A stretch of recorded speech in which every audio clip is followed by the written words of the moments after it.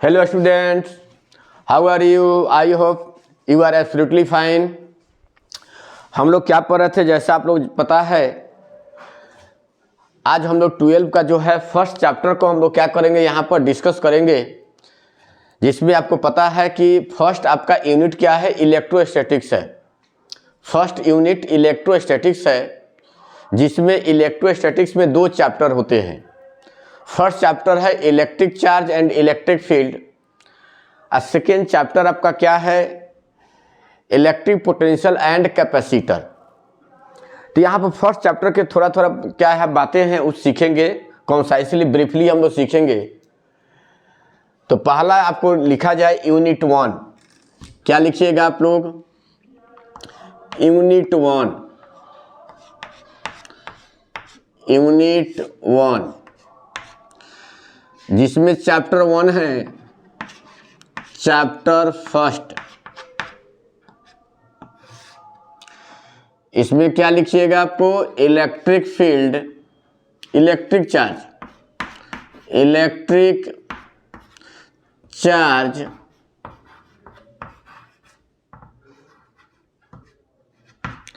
And electric field, electric field.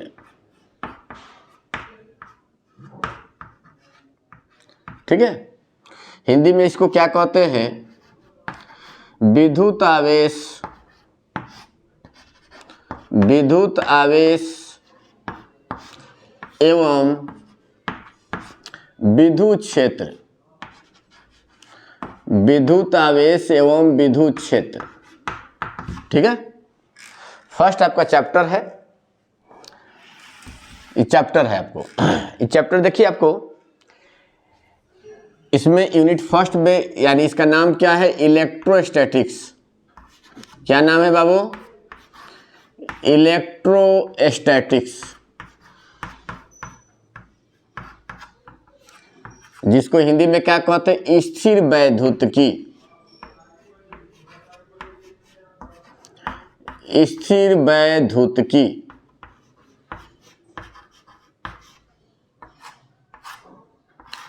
ठीक है,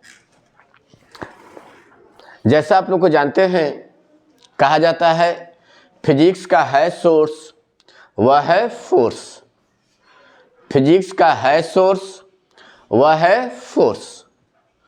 तो फोर्स का रीजन क्या है, what is the cause of force, force किसके कारण आपको प्रोड्यूस होती है, फोर्स का रीजन क्या है, माने किस रीजन से फोर्स आपका एग्जिस्ट करता है, क्रिएट होता है, उत्पन्न होता है, उसका क्रिएशन का क्या रीजन है, फोर्स जो बल उत्पन्न होती है उसकी किस कारण उत्पन्न होती है। तो आपको पता है यह जो गॉड नेचर ने बनाया है वह 3 प्रॉपर्टी को बनाया है। पहला क्या, मास, दूसरा बोलेंगे चार्ज, तीसरा क्या बोलेंगे, मैग्नेट। अगर आपसे कहे कि यूनिवर्स का कंस्ट्रक्शन, यूनिवर्स का कंस्ट्रक्शन स्ट्रक्चर कंसिस्टिंग जो हुआ है वह किससे हुआ है, तो 3 प्रॉपर्टी से। पहला मास, दूसरा क्या, चार्ज, तीसरा मैग्नेट नेचर है। कहीं भी अगर फोर्स, नेचुरल फोर्स जो एग्जिस्ट कर रहा है, जो नेचुरल भगवान ने बनाया है, गॉड ने बनाया है, जो फोर्स बनाया है, उसके 3 रीजन है। पहला मास, दूसरा चार्ज, तीसरा क्या बोलेंगे, मैग्नेट। आपको पता है जितने भी सेलेस्टियल बॉडी है, आकाशीय पिंड है, हेवनली बॉडी है, आकाशीय पिंड है, जैसे आपका प्लैनेट है, सैटेलाइट है, ग्रह उपग्रह है, जैसे आपका पृथ्वी एक प्लैनेट है। आप किसी मार्कर को छोड़ते हो, किसी बॉडी को गिराते हो, तुरंत क्या हो जाता है, ड्रॉप कर जाता है, गिर जाता है या फॉल कर जाता है। हम कहें क्यों गिरा, क्या दुनिया में कोई वस्तु है अपने आप चल सकती है, कोई बताए, आपके सराउंडिंग में कोई वस्तु है अपने आप चलती है, लेकिन इसको छोड़ देते अपने आप गिरने लगती है, अपने आप चलती है। यह डिस्कवरी किसने किया था, न्यूटन ने। यह बॉडी नीचे क्यों गिर रही है, दुनिया में कोई भी वस्तु नहीं है जो अपने आप चल रही है। ये वस्तु क्यों गिर रही है नीचे आपको, इसका कारण क्या है? तो कहा कि अर्थ में कुछ न कुछ ये प्रॉपर्टी है, कोई स्वभाव है, नेचर है, जिसके कारण ये अर्थ इसको क्या कर ली, इसको अट्रैक्ट कर ली। इसका कोई जादू है, इन्फ्लुएंस है, प्रभाव है अर्थ का। अब वह प्रभाव किसके कारण है? तो उन्होंने डिस्कवरी किया था, जो हम लोग डिटेल में पढ़े थे ग्रेविटेशन में। न्यूटन ने डिस्कवरी किया था कि अर्थ में मास है। उन्होंने क्या कहा था? यूनिवर्स का प्रत्येक बॉडी एक दूसरे को by virtue of mass attract कर रहा है। क्या हमारे पास मास नहीं है? हम भी 70 kg के हैं, आप भी 50 kg के होंगे। तो क्या हम आपको नहीं खींच रहे हैं, या आप हमको नहीं खींच रहे हैं? खींच रहे हैं, एक दूसरे को अट्रैक्ट कर रहे हैं, खींच रहे हैं। यह बात किसने बोला था? न्यूटन ने, कि ब्रह्मांड का प्रत्येक वस्तु एक दूसरे को अट्रैक्ट कर रही है। लेकिन यह फोर्स बहुत नेग्लिजिबल है, वीक फोर्स है, बहुत कमजोर बल है, यह अनुभव करने वाला फोर्स नहीं है। जैसे एज फॉर एग्जाम्पल कोई खर से दूभी तूर कर आप फोर्स लगाए तो क्या आप इसको एक्सपीरियंस करेंगे? वह भी तो फोर्स लग रहा है, वो फोर्स आपका नेग्लिजिबल है, उसको एक्सपीरियंस नहीं करते। लेकिन लग रहा है, सभी दुनिया का प्रत्येक वस्तु एक दूसरे को खींच रही है। यह बात किसने साबित किया था? न्यूटन। लेकिन आपका जो पृथ्वी है क्या है? प्लानेट है, उसमें मास बहुत ज़्यादा है, इसलिए उसका गिरता हुआ यह फोर्स इफेक्टिव हो जाता है। अगर आपसे कोई पूछे कि अगर पृथ्वी खींचना बंद कर दे तो क्या यह मार्कर को छोड़ेंगे तो क्या नीचे गिरेगा? नहीं, यही अपने ही पोजीशन पर रहेगा, नहीं गिर सकता है। गिरता है अर्थ के अट्रैक्शन। वो अर्थ का अट्रैक्शन किसके कारण है? तो मास के कारण। मास में ओनली अट्रैक्शन होता है, मास में ओनली अट्रैक्शन होता है। एक और लोगों को क्या है? फोर्स सूझा। क्या फोर्स सूझा? देखा कि जैसे प्लास्टिक का रॉड लीजिए, या आपको शीशा का छड़ लीजिए, प्लास्टिक का छड़ लीजिए, कंघी हो चाहे कलम आपके पास हो, कलम भी क्या इंसुलेटर है, कुचालक है। वह ग्लास का बना हुआ कलम हो, शीशा का बताइए कोई होता है कलम, या कोई प्लास्टिक का बना होता है। आप ऐसा करें, पेपर पीस के पास आप लाएंगे, छोटे छोटे कागज के टुकड़े के पास, तो आप देखेंगे इस तरह से नहीं खींचेगा, इस तरह से नहीं खींचेगा। आप जब रब करेंगे, रगड़ेंगे, जब रगड़ते हैं किसी ड्राई हेयर के साथ रगड़िए उसको, तब पेपर पीस के पास लाएंगे तो खींचना स्टार्ट करेगा। तो आपका हो सकता है सर मास के कारण खींच रहा हो, तो आप नहीं रगड़े थे तो क्या इसके पास मास नहीं था? आप इसको रब नहीं किए थे तो क्या मास नहीं था? मास था, उस समय नहीं खींच रहा था। लेकिन रगड़ते हैं तो क्यों खींचने लगा? इसका मतलब है रगड़ने पर कोई ना कोई इसमें शक्ति आ जा रही है जो इस पेपर पीस को खींचना शुरू कर दे रही है। मास के अलावा है वो। ऐसे बहुत सारे एग्जाम्पल है, देंगे आपको, बताएंगे आपको यह। तब यह एक्सपेरिमेंट किसने किया था? थेल्स ने। थेल्स ने यह एक्सपेरिमेंट किया था, जिसे क्लियर हो गया कि नहीं, रगड़ने से कुछ और शक्ति आ जाती है। उस शक्ति का नाम क्या रखा गया? Electric charge. टॉपिक बना लीजिएगा, definition of electric charge. Electric charge विद्युत आवेश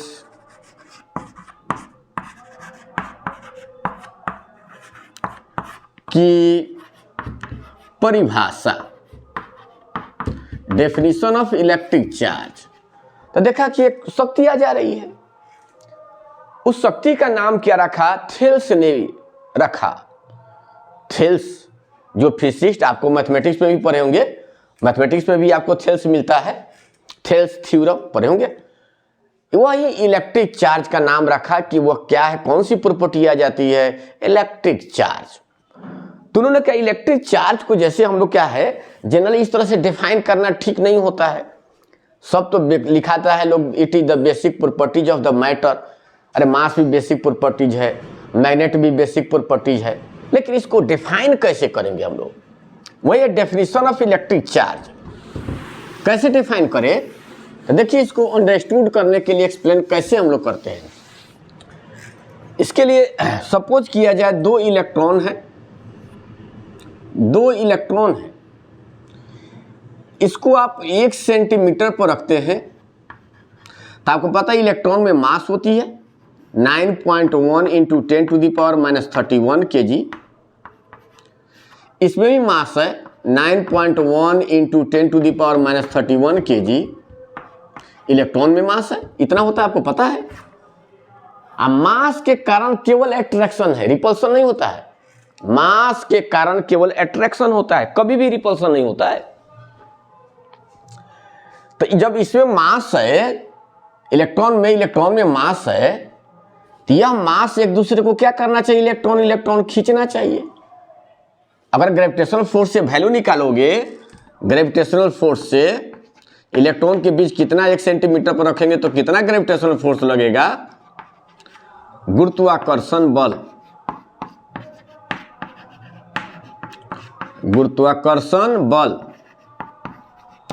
F = G m1 m2 upon r²। G का वैल्यू 6.67 10⁻⁻11, m1 9.1 गुना 10⁻⁻31, 9.1 गुना 10⁻⁻31।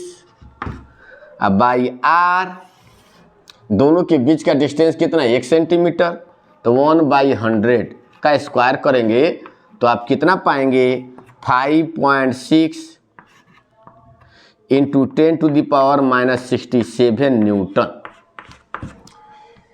यानी इलेक्ट्रॉन एक दूसरे को कितना फोर्स से खींचना चाहिए, 5.6 इंटू 10⁻⁻67 न्यूटन से इलेक्ट्रॉन को एक दूसरे से खींचना चाहिए। फिर भी हम देखते हैं 2 इलेक्ट्रॉन 1 सेंटीमीटर पर रखेंगे तो यह अट्रैक्ट न करके रिपेल करता है।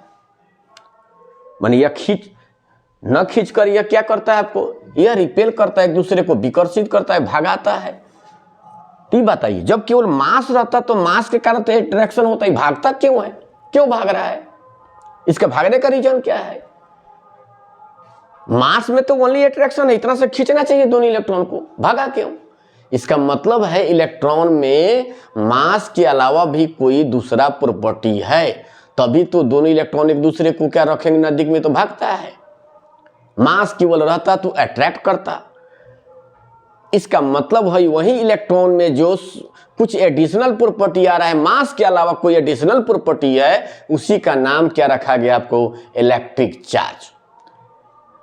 क्या नाम रखते हैं बोलिए, इलेक्ट्रिक चार्ज। जब आप 1 सेंटीमीटर पर रखेंगे तो यह कितना से भागता है, तो लिखाए हुए हैं 2.3 इंटू 10⁻⁻24 न्यूटन से यह एक दूसरे को भगाता है।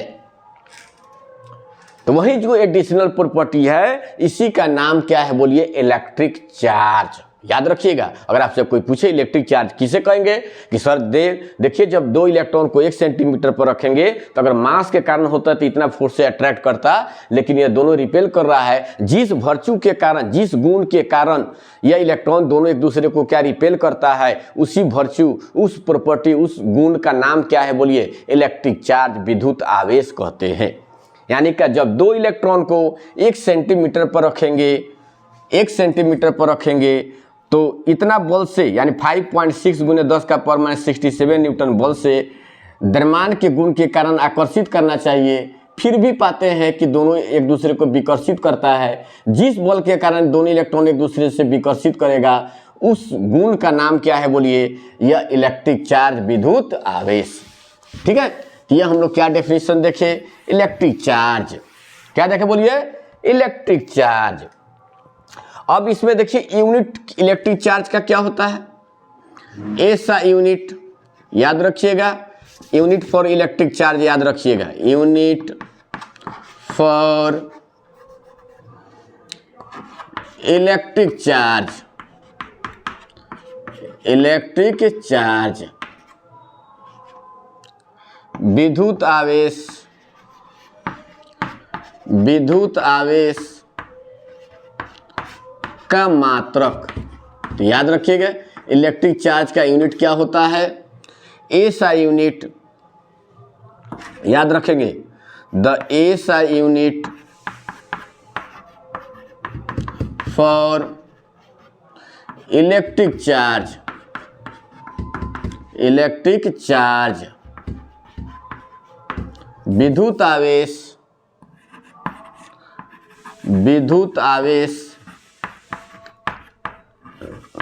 का एसआई मात्रक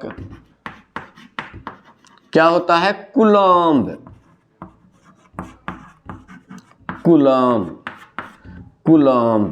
सी से इसे रिप्रेजेंट करते हैं, याद रखिएगा। कूलम्ब क्या लिखते हैं? सी से रिप्रेजेंट करते हैं। इसका सीजीएस में कोई पूछे, सीजीएस यूनिट बताइए। सीजीएस क्या होगा बोलिए? It's CGS unit. इसका सीजीएस मात्रक क्या होता है आपका? ESU, electrostatic unit.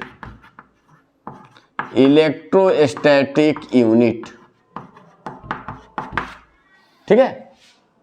1 coulomb equal to 1 C equal to 3 into 10⁹ ESU। सब ऑब्जेक्टिव में पूछता है, याद कर लेना सब। ठीक है। इसका सबसे बिगर यूनिट क्या होता है?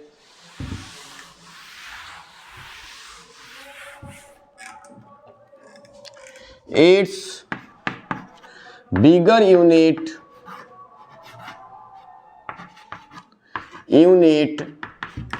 इज EMU, यानी इलेक्ट्रोमैग्नेटिक यूनिट,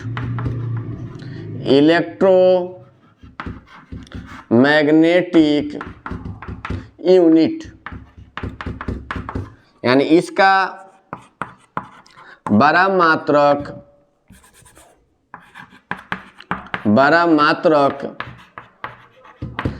EMU होता है। 1 EMU मतलब इलेक्ट्रोमैग्नेटिक यूनिट, याद रखना। इलेक्ट्रोमैग्नेटिक 1 EMU बराबर 10 कूलम्ब, यानी 1 EMU बराबर 10 कूलम्ब को ESU में बदले तो 3 × 10⁹ ESU। 1 कूलम्ब बराबर 3 × 10⁹ ESU, यानी 3 × 10⁻10 ESU होगा। 1 EMU बराबर 3 × 10⁻10 ESU। ठीक है। एक क्या होता है बोलिए? इसका इलेक्ट्रोलाइसिस प्रोसेस में जो आपका यूनिट होता है चार्ज का, इलेक्ट्रोकेमिस्ट्री में the unit of practical unit of electric charge is Faraday.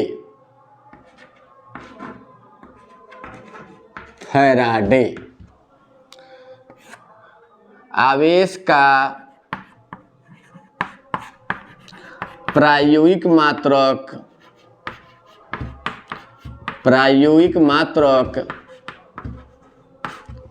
Faraday होता है।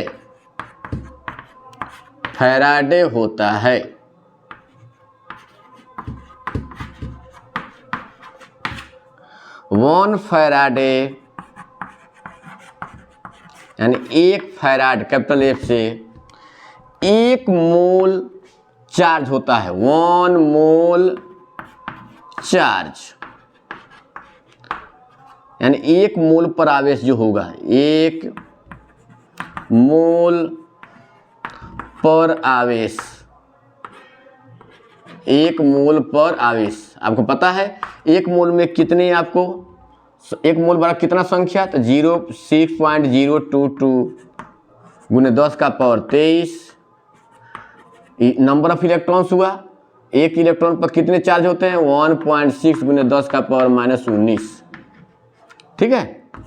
आप इसको गुना कर लेंगे तो 6.022 × 10 1.6 और 10⁻5 गुना कर लीजिएगा 10⁻4 गुना कर लीजिए, यही आपका कूलम, इतना कूलम हो जाएगा 1 फैराड बराबर।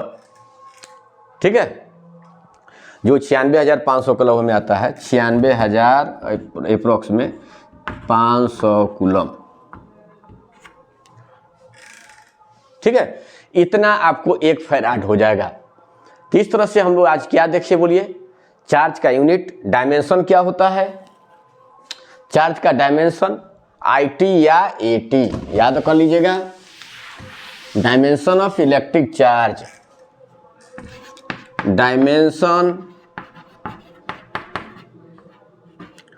डायमेंशनल फॉर्मूला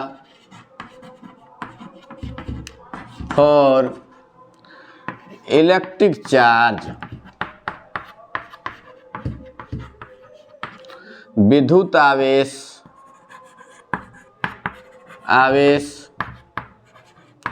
का विमीय